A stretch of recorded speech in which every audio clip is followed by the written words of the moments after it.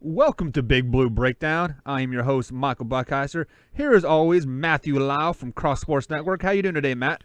Doing pretty good. Battling a little bit of a summer bug right now, but I seem to be getting through to it. So getting excited as we tick even closer to Big Blue. Just big blueness. Big Blueness. Matthew, get down with that sickness, son. Ah, And as always, we're here Hope with it's Chris contagious. Hill. Chris Hill, too. Chris, how you doing today? I'm doing good, fellas. How we doing? Hey, we are on fire, man. Alrighty. So, Chris, welcome back from the vacation last week. I hope your first week back from work kind of eased in a little bit, but from the sounds of it, it probably didn't. But Oh, no, sir. let's just jump right into the show tonight here. Matthew Lau made a little post last week, earlier this week, yes, sir. like about current NBA players from UK. If you took those players and made a team, do you think they have a chance to compete for the NBA title? Chris, let's go ahead and start with you on that question. All right, man. Let's be honest. The NBA title goes through Golden State, so it's going to be really hard to make a complete team that can compete with those guys. But I honestly think that it can be done. I know Matt's probably going to agree with me here, but with as far as point guard goes, I mean, there's an obvious choice, and John Wall. John Wall has got to be the go-to all-star on this roster. Now, Whoa! somebody. The go-to all-star on the team? Oh, absolutely, man. I mean, as far as me personally, I would want to build a team around. I mean, No, somebody with. no Anthony Davis, no Boogie Cousins. Oh, yeah. Oh, let me get there, buddy. Let me. No, but you just said that John Wall was going to be your all-star, like your main absolutely. guy. Okay. Absolutely. All right. When I say all-star, I mean like captain of the team, like who do you want to have the ball with, 2 seconds on the clock and you're down 2 points? I mean, it's got to be John Wall. You're wrong. Well, thanks, buddy. I appreciate that, big guy. Thank you. But to pair along with him in the backcourt, I mean, my heart wants me to say Devin Booker because this guy's got an extreme amount of upside. I mean, look what he's done in Phoenix already. But I would have to go again, somebody with experience, and I'm going to go with Rajon Rondo.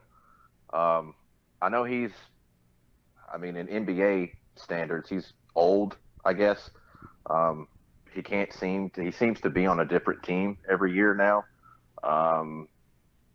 When you think about that as a fan, you're like, oh, well, I guess that guy's career is kind of over because he can't find a team and stay there, or they don't want him for just more than a year. But I would have to go with Rajon Rondo. Now at center, I mean, that's another obvious choice. It's got to be the unibrow, Anthony Davis. You can't put anybody else at center, really. I mean, this guy is, to me, he's the best center in the NBA, hands down. I mean, if I owned an NBA team, that is who I would want playing center for me. At forward, got to be Karl Anthony Towns and Boogie Cousins, man. I mean, I think that starting five could compete with Golden State, could compete with the Lakers, could compete with anybody. Do they beat Golden State in a 7-game series? In a 7-game series, I think it goes down to the 7th game. And I think if they stay healthy, and I think so, man. I think it would go down to a 7th game without a doubt. I don't see Golden State coming in there and winning, and sweeping them. Nothing like that. No way. Absolutely not. I see it going down to at least 7 games. All right, Matthew Lyle. What are your thoughts? So, Chris, first off, I'm going to apologize in advance because since I did propose this question several weeks ago, or about a week ago, and I've obviously thought about it a lot before I proposed it to you guys. Absolutely. It is a little unfair because obviously I've put a lot more thought in it. My problem I have with your lineup is it looks good on paper, but Rondo at the 2, the man can't shoot to save his life, so that concerns me. And yes, technically the best 3 players probably out of Kentucky right now are Cousins, Davis, and Cat, but I just don't see a way you can have all three of them on the court. Like I said, it's not fair that you've had about 2 days to think about this, and I've been thinking about it literally for about 2 months before I posted the question on some of the boards. So my lineup that can compete, and they will win the East. Now, the only thing that Golden State would have over them is nobody on Kentucky's roster has really dominated a playoff, or some of them haven't even made a playoff, let alone made a playoff run. But I think they could get it done in a close game. And I'm actually opening up a little bit from the way I answered previously, because my previous question that I put to the fans was Cal players. We're going active players in the NBA, so it does open it up a little bit. So my starting lineup would be John Wall at point guard. I think his ability to score, or his ability to play point guard, he is the best point guard from Kentucky, especially right now. His backup would be Rondo. Rondo's ability to come in off the bench, his leadership, the fact that he does have a ring, that he could play defense. So I think John Wall couldn't. I don't think John Wall could stop Curry, but I don't think Curry could stop John Wall. So I think that would be a good matchup. And I like Rondo to kind of throw off a little bit. I like Rondo to kind of throw off a little bit Sean Livingston coming off that bench. At the 2, I'm going Eric Bledsoe. I know a lot of people don't give him props, but I think he's got the ability to score. I do think Klay Thompson's going to get the better of him at that position, but I like him being able to score. And I also like Jamal Murray coming off the bench, being a young spark plug to build around. At small forward, I got Patrick Patterson. I think he can get physical with Durant. Now, obviously, people know you're not going to be able to really stop Durant, but I think he can get physical. I think he can take Durant down low, and he can shoot out wide. Coming off the bench, I like Kid Gilchrist just for his defense. Actually, I scratch that. I'm going Booker off the bench right there. Booker's ability to score, yes, I don't think he can play defense. Yes, small forward probably isn't his best position. But I think Booker's ability to score and shoot, and just he's 6'7", so I mean he's not like he's too outsized there. At power forward, I got Anthony Davis. The man's got some range. He's got some length. I mean, he showed you when he played at UK originally that he's fine with not being the leading scorer, so he can do the same here. And then at center, I got DeMarcus Cousins. And the only reason I'm going Cousins is I think Cousins gives you a dominance and an advantage, and I like Karl-Anthony Towns coming off the bench. I like Karl-Anthony Towns being your NBA sixth man type of guy. Yes, he's probably better than some of the starters, but I think given that spark and the way that he would just dominate against Golden State's secondary or second string, I think could be a big difference maker. And I like having Julius Randle right there at that power forward too. His versatility could really do a lot. And then you got reserves. You know, I got Brandon Knight. You can't have too many guards, especially against a team like Golden State. I was fixing to ask you about Brandon. Give me Bam. Because the only thing, especially in this scenario where obviously the Warriors don't have Boogie, just keep giving me big guys. And Bam, I think, is going to get that done. And then I like to have give me Michael Kidd-Gilchrist for his defense. I think that 13th man's probably not going to see a lot of playing time down the stretch, so it really doesn't matter. I also like Fox and Monk as just young guys. But if I was going to build a team that I think could win 60 games, 60-plus, go in, I think they match up well with everybody in the East. And if they can click and gain experience quick, I think they can compete with the Warriors. Do you think they can beat the Warriors? Like I said, it depends on how well those big men develop and mature. If the guards can somewhat, if John Wall, because John Wall does go away in the playoffs, if John Wall can stay strong, if Bledsoe can stay strong, if Booker can develop, because I think Anthony Davis and DeMarcus Cousins and Karl-Anthony Towns are going to annihilate Draymond Green and whoever they would have at center without Boogie. But if those guards disappear behind Klay and Steph and KD, then it's going to be an ugly series. I think the Warriors are winning 5. But if this Kentucky team won, and a lot would depend on who the coach was, But if the Kentucky team won, it would have to be in 7. Who would your coach be? Cal? You would have to go Cal just because of those guys. I think they would play harder for Cal than they would just some random insert NBA coach here. And Chris, who would your coach be? Matt, I'd have to agree with Matt. I mean, it would have to be Cal. I mean, he probably knows them better than any other coach. Yeah, more likely. But I mean, it would have to be Cal. Now, here's my question: with this team, who would your general manager be? Who would your GM of this team be? Cal.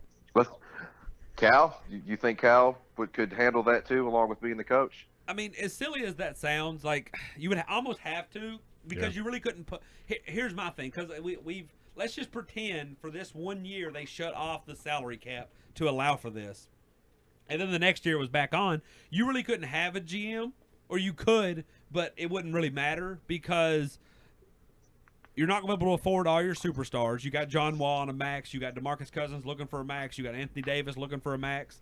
You got Karl Anthony Towns and Devin Booker. I think actually Devin Booker just signed a big contract. And then you got young guys. You got Murray wanting more money. On this team, I'm sure Bledsoe would look really good, so he's going to want more money. You got Brandon Knight. If he's healthy, he's going to want more money.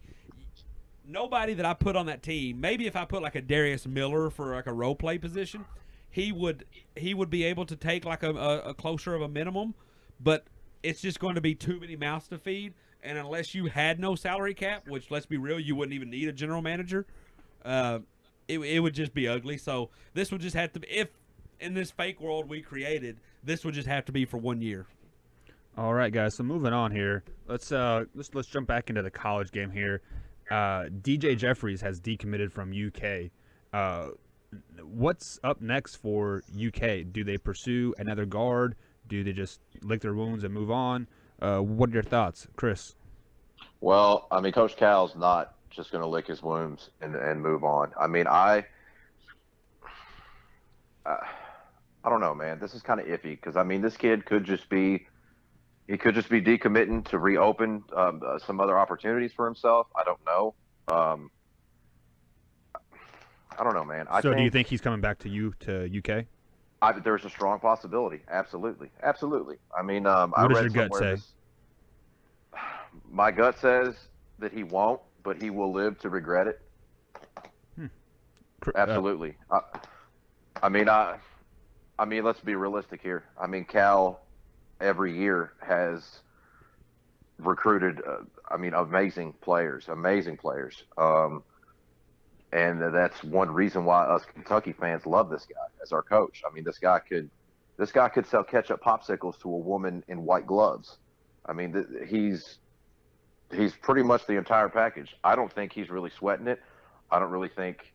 I mean, yeah, it sucks to lose, a highly talented, guy like this, but we'll just reload and find someone else. I hate to say that because it sounds stupid, but I think we'll just find someone else. Well, let me ask you this, Chris. Do you think he decommitted because of the recruiting class this season with the addition of Ashton Higgins and who's that other guy that recently just signed? But the death of the guards now. Do you think that's why he left so he can go to like a Mississippi and start right away? That's a strong possibility, a very strong possibility. I mean, if he doesn't one and done it, like just about everyone else, he could play a year somewhere else and transfer to Kentucky. I mean, you never know whenever his so-and-so spot comes back. I mean, he could. And I don't know, man. He could just be seeing what's out there. He just wants to see if Louisville will offer him more money. Maybe. I mean, they do have prostitutes, so I mean that could be a plus. But I mean, I'm sure he doesn't want to have to take his national championship banner down at the end of the year. So what he needs to do is get smart and come play where everybody wants to play college ball, and that's Kentucky. Matthew, what are your thoughts? All right, so first off, let me tap in here real quick. First off, Cal's not even going to blink an eye. He's going to keep doing what he does. That's Cal. That's part of that Cal swag. Cal doesn't care. Even if this hurt Cal. You saw it in 2014 with Andrew Wiggins. You've seen it in other years with other big-name recruits. Even if Cal was hurt by this, he's going to keep moving. Second off, this ain't about DJ Jeffries. DJ Jeffries isn't even that. I'm not even worried about it. The only reason DJ Jeffries was even really recruited by Cal, yeah, he's a 4-star and all that, but it's his best friend. His best friend is James Wiseman, the #1 player in the country. That's the only reason Cal was recruiting. The reason DJ Jeffries said, "Hey, I'm not coming," it has nothing to do with any of the guards this year. It has nothing to do with this. Because when you come to Kentucky, you're just under the impression everybody's leaving next year. He wasn't even going to sweat that. The reason he bounced out is because his AAU coach is Penny Hardaway. The coach at Memphis, where they're from, Penny Hardaway. The reason he's not going to come back to Kentucky is because Cal didn't gravel. Cal didn't beg for him to come back. Cal probably wasn't even really that impressed. There's a rumor coming, or the story comes out as that DJ Jeffries' last summer game, Cal didn't show up to. None of the Kentucky representatives showed up to. Which I don't know why you would. He's already committed. But whatever. He got his feelings hurt. He decommitted. Him and his buddy James Wiseman are going to go play for Anthony Hardaway and Memphis. And it's good for them. But let me tell you what isn't on their side. Top-ranked recruits going rogue. And I go rogue as in the sense of you don't follow the trend. You don't come to Kentucky. You don't come to Kansas. You don't come to Duke. Ben Simmons works out great now that he's in the NBA. But look at the joke of a season he had in LSU. Didn't even barely competed.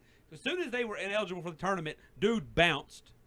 Markelle Fultz, don't know what he's going to be in the NBA, played at Washington, didn't even have a winning record. What DJ Jeffries and he just reminds me of a Will Smith Fresh Prince character.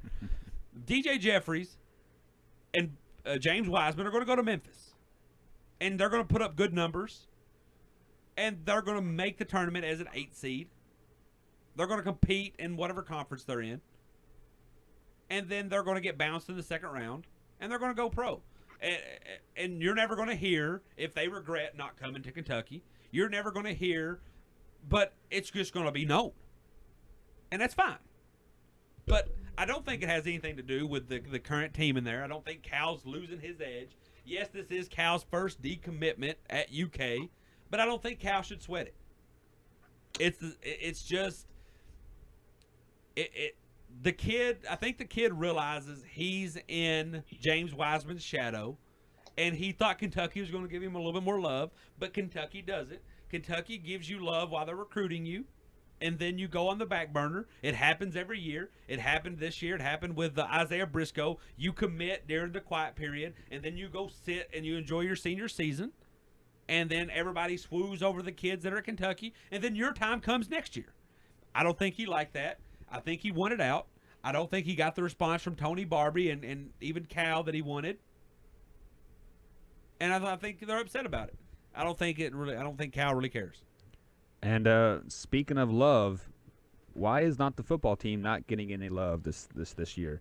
Season tickets are down 15% from last year. Now the question arises, Matthew, how do we get fans to come to the football games and buy season tickets? Well, it is unfortunate, and not to get too far ahead because I know there's another question we got coming up later.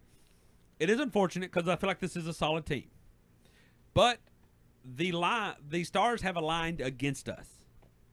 A very tough schedule. You just happen to be in one of those 4 years where there is Kentucky basketball in August with the Bahamas trip. I mean, we're talking about the Kentucky basketball Bahamas jerseys more than we are the football team. And then it just happens to line up. This is one of those Cal teams that everybody's going to be talking about. So, there's not going to be that quick buzz. Now, you want that quick buzz. You want them butts and seats. You beat Florida. We talked about it. You start out hot. You got to say, hey, we're over here.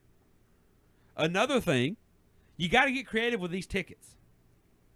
Now, me, I'm not fortunate enough to have season tickets. If I did, I'd be there every week.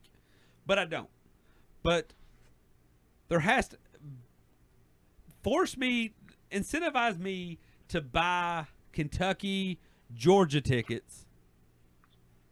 And I know Louisville's coming out with a pass where I think if you buy a pack that includes, I want to say Kentucky and somebody else, you get, this might be basketball, I'm not 100% sure, but you also get like some kind of, you also they throw in like tickets to the crap games, the games no one cares. That's what you do if you're Kentucky. They already did what they should have done by making the stadium smaller so it looks better on TV. But you just got to wait this out, man. Right now, you're your little brother to the basketball team who gets to play in August. It might be down, but when time comes, they will sell. Chris, what are your thoughts? How do we get butts in those seats? I mean, it's simple, man. You win football games. Like Matt said, if we beat Florida, that I think that will start to open the floodgates, and people will start to actually get more excited about Kentucky football. Yeah, like Matt said, I mean, it's Kentucky we're talking about. This is basketball country. It hasn't been football country since, I mean, the Hal Mummy, Tim Couch era.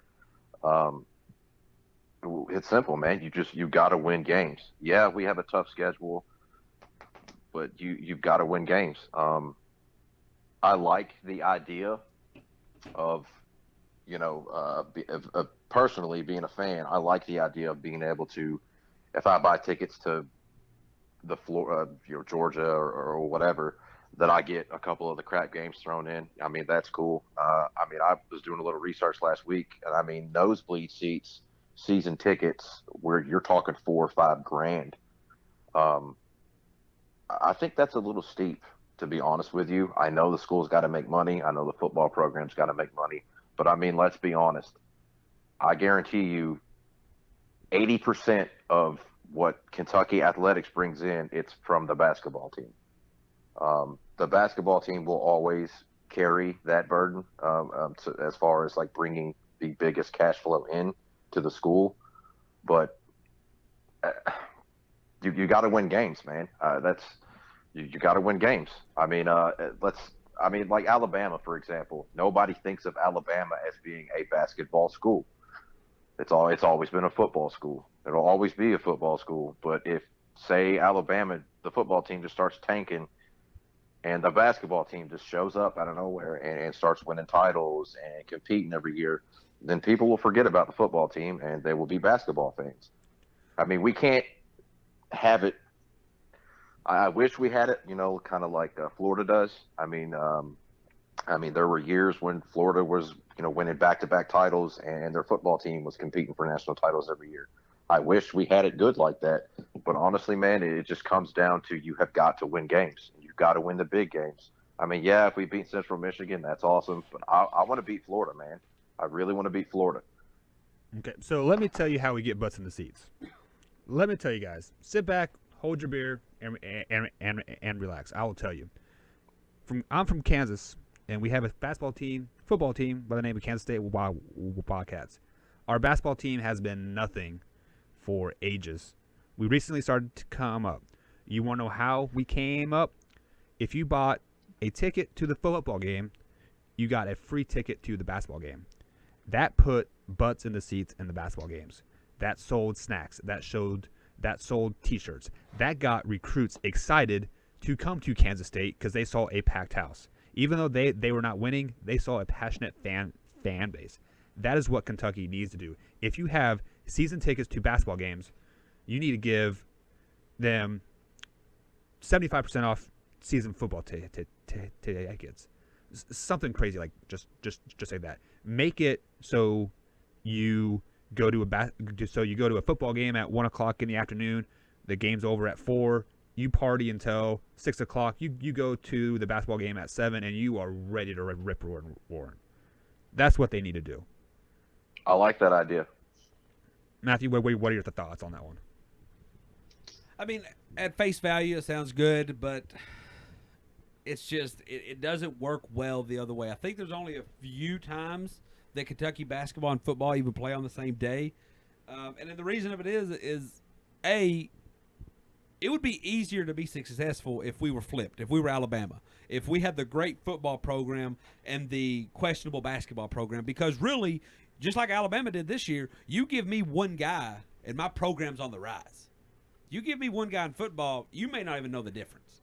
And I think what happens is the football team is kind of like in no man's land right now. They're good enough. We talked about this with the depth. they're good enough to be listened to. They're good enough to get the SEC primetime games. They're good enough to get this and that, but they're not good enough, if you make sense.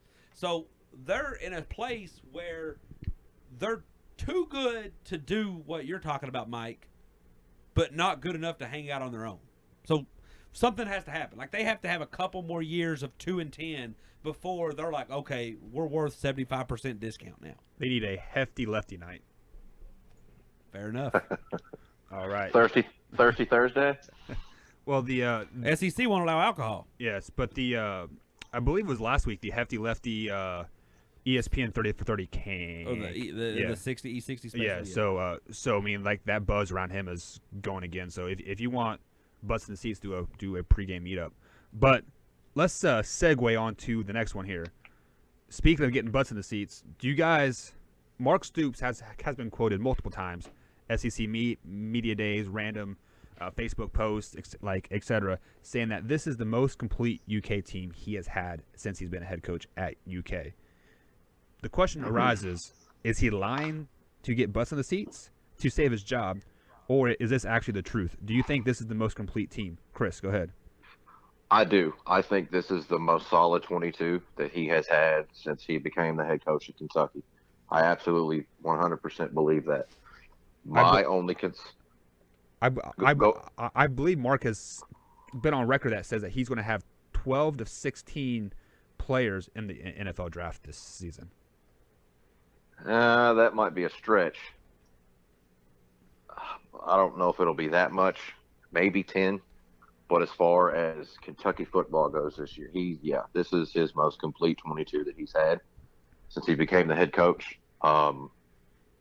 My only concern, is the quarterback situation. I mean, is this touchdown Terry touchdown or whatever the hell that we call him now? Can he live up to the hype? Can he be that guy? We won't know until the season starts. I hope he's that guy. I really do. And also, anytime you play in the SEC, you are going to be playing high-powered offenses. So your defense has got to keep up. One way or another, you've got to keep up defensively.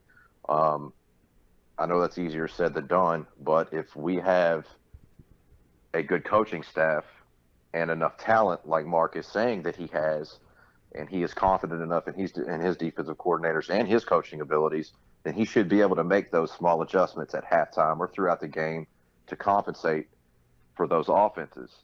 I mean, if he can't do that, if the coaching staff cannot do that, it doesn't matter who they have on defense playing. It's just not going to work. Matthew. I'm with Chris. I don't think he's lying. I don't think he needs to save his job. I don't think no matter what he says, it's going to put, even if he had Alabama Crimson Tide this year, it's not going to dominate the seats. We got to see it before we will believe it. But the thing is, he is right. I mean, this is probably one of the better teams he's had. He's gotten a chance to recruit. He's returned some deep linemen that he got to try out last year. There is some questions for old touchdown Terry. You know, is he going to be able to live up the height? Is he going to beat?